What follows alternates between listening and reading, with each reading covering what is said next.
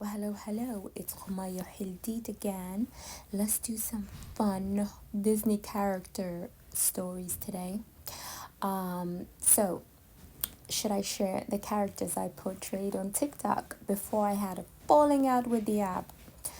I animated these characters from my own Somali folklore, and let's just say a lot of drama unfolded as my stories were misinterpreted. So, I had to bail out there before things got worse. I hail from a mixed background. One side with farmers, yeah, and cattle herders, and the other side, yeah, they're like horse riding, eloquent bandits in the heart of Somalia. So, fun fact: growing up in Holland, my favorites, right, from Disney were Cinderella or Assepoester and Sleeping Beauty, but lately, the character Maleficent, and her backstory, oh my god, love it. So, since I'm into Maleficent lately, let's do definition, yeah, the meaning of the name. Let's get a backstory. So, the name Maleficent has Latin roots and is derived from the word maleficus, from the Latin maleficus, which means wicked or doing evil. Oh my god. The name Maleficent suggests someone who is capable or inclined to commit harmful or malevolent acts.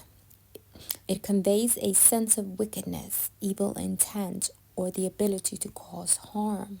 The term Maleficent is often associated with characters in folklore, fairy tales, or popular culture who exhibit dark or villainous qualities.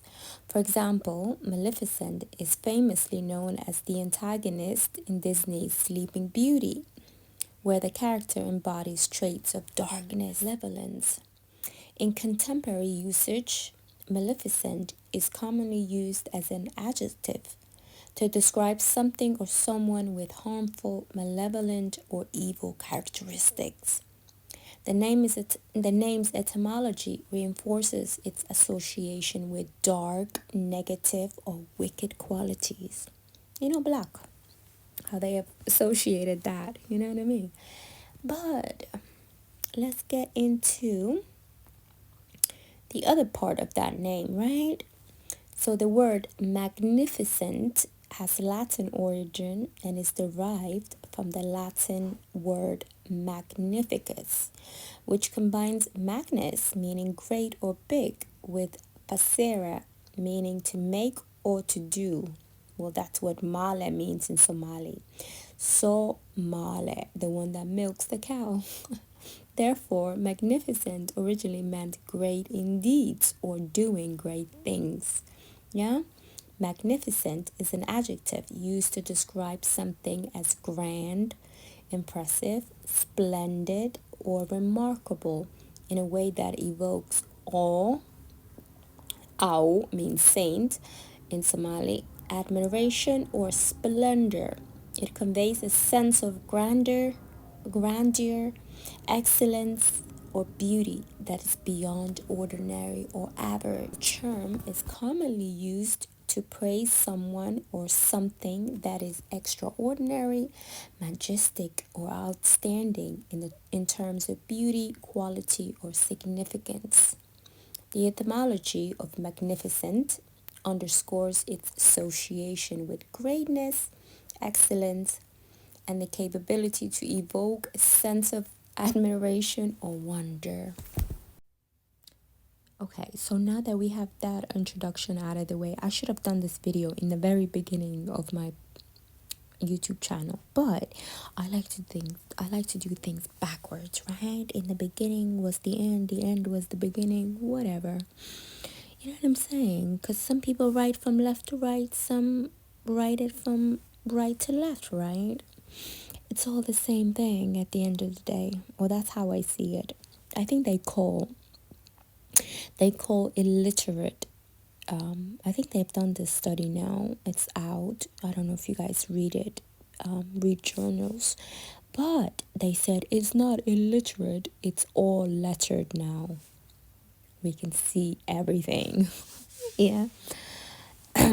So I'm saying all of this to say, in my culture, there's always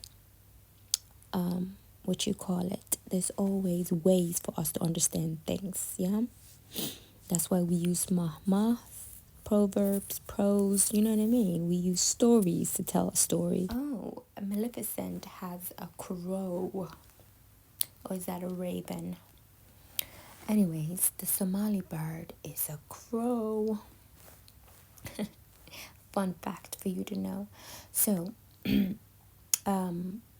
let's get into a bit of astrology, right? Let's end with a bit of astrology and me measuring my middle center, or the Orion's belt, as they call it. Because you have, you know what I mean? It's your belly button is the point of separation in Somali culture. You know what I mean? Anything below your belly button is considered shameful. You know what I mean? Like it needs to be covered, but anything above it is holy, right? So let's get into the master numbers, because you know people tell you so many different stories about the master numbers, right? 22, 11, 33, and 55, right? So, I, I have this question first. Yeah, I have a question. Is it hair or is it air? And then you have this obsession where men have, like, well, in the Islamic tradition, right?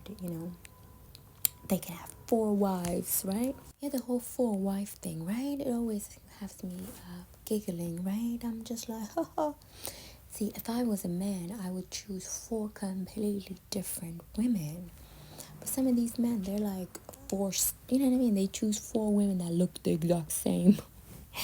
But then, in terms of hair, right? It's either a red-haired woman, brunette, black hair, a blonde, and a gray-haired woman, right? That's about it. And you can put a wig. You know when Nikki said, I keep bad bitches by the twos? Yeah, keep your wigs by the twos. Be a different woman every day, right? Anyways, that's a little banter. Yeah. So 5'5". Master number 5'5". Well, that's 5'5", right? I'm 5'5". 22, 2'2". I said that on TikTok about a year ago. 2'2". Laba Laba Usopaha. There was a rap song by this boy named Big Mo. So 22 inches waist. That's the belt. You know what I'm saying? So the master number, or the master builder, it's a person, man. So 5'5", 22 inches. Yeah, what's the other one? Well, 5'5" is actually the same thing as a 3'3". You know what I mean? 33 is the master number, but that's backwards in Arabic. It's actually 5'5". And then the 11th is the 11th hour. We're all seeing 11:11. The 11th hour. Yeah, you've seen people now sticking their V, victory, or the 2-2.